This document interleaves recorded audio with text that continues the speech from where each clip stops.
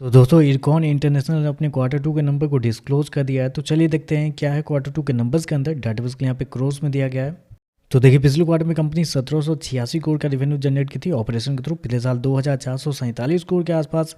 जबकि अभी देखें तो कंपनी का रेवेन्यू गिर के 1976 करोड़ आपको जाता हुआ देखने को मिला। तो साल दर साल जाते हैं तो साल दर साल कंपनी के रेवेन्यू के अंदर गिरावट आपको देखने को मिली। लगभग बोल सकते हैं 20% के आसपास की गिरावट है कंपनी के रेवेन्यू के अंदर साल दर साल।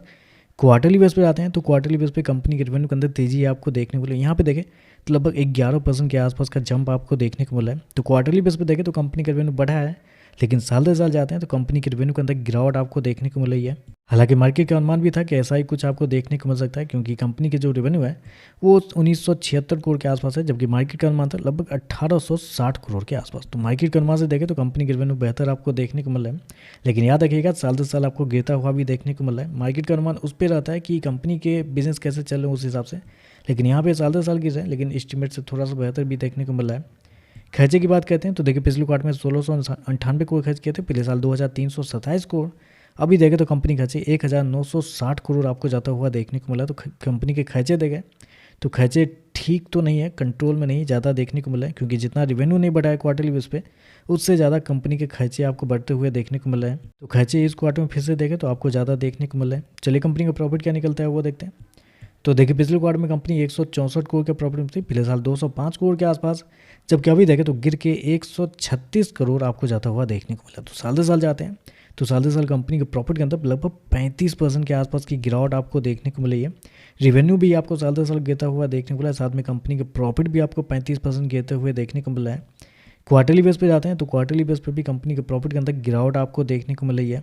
लगभग वो 17 से 18% के आसपास की गिरावट आपको देखने को मिली। तो कंपनी का प्रॉफिट देखें साल दर साल क्वार्टर क्वार्टर गिरते हुए देखने को मिल रहा है।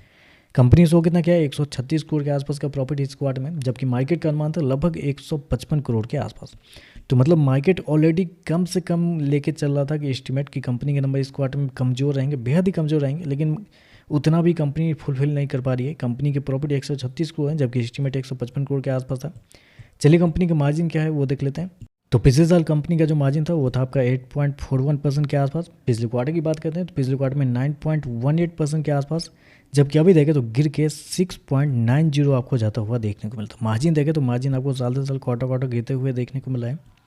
चलिए कंपनी का ईपीएस क्या है वो देखते हैं। तो देखिए पिछले क्वार्टर में कंपनी का ईपीएस 1.75 रुपये, पिछले साल 2.19 रुपये। अभी देखें तो गिर के 1.47 रुपये आपको जाता हुआ देखने को मिला। तो ओवरऑल देखा जाए तो नंबर तो बहुत ही कमज़ोर आप कर सकते हैं।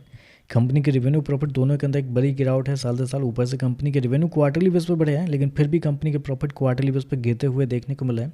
तो नंबर कमज़ोर आपको देखने को मिला है। बाकी देखते हैं मार्केट इस पर कैसे रिएक्ट करता है। वीडियो पसंद आए तो लाइक कीजिएगा, साथ में साथ चैनल को सब्सक्राइब जरूर कीजिएगा। धन्यवाद।